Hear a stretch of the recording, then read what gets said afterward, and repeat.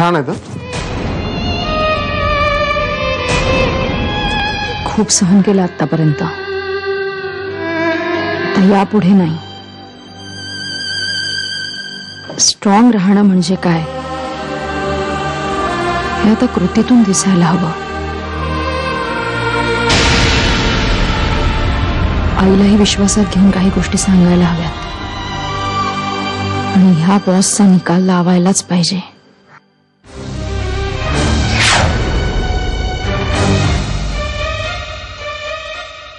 हीच ती वेळ.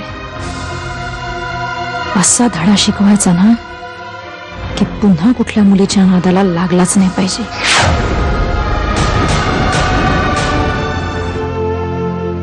Good morning good morning. Good morning.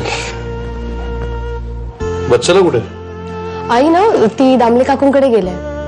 ते घरकाम करणारी मुलगी हवी ना म्हणून. आणि चिरंजीव?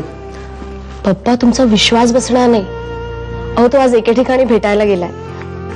कुठे? एका क्रिकेट क्लबच्या कोचला. मला खूप बरं वाटतं पप्पा. तो स्वतःच्या टॅलेंटवर काहीतरी सिद्ध करण्याचा प्रयत्न करतोय.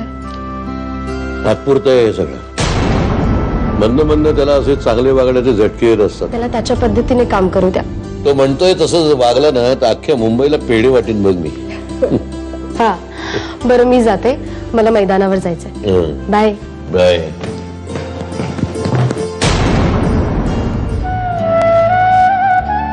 जा, आईची काळजी घे.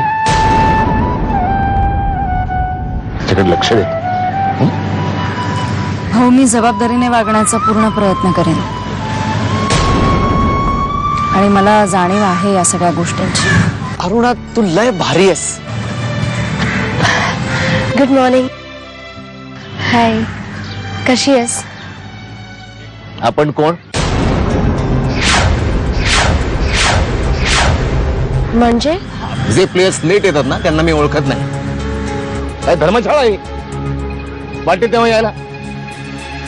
माझ्या टीम मध्ये हे चालत नाही सांगून ठेवतो. ती काय तुमची ती टीम नाही ती मुंबई देवीच. चल तिकडे जाऊन उभे राहा. तिकडे जाऊन उभे राहा.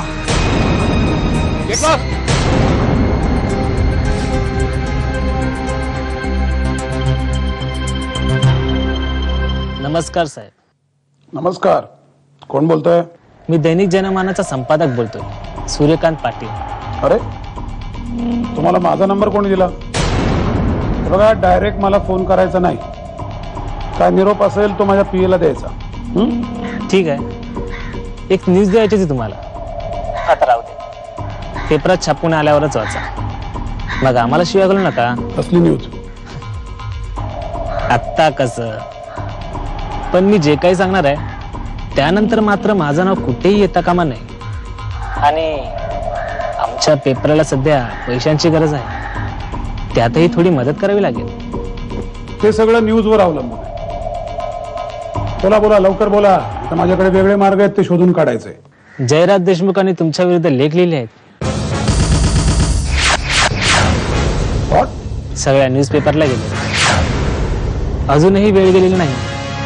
जर तुम्हाला माझी अट मान्य असेल तर छापण्याचं काम थांबवतो. मान्य.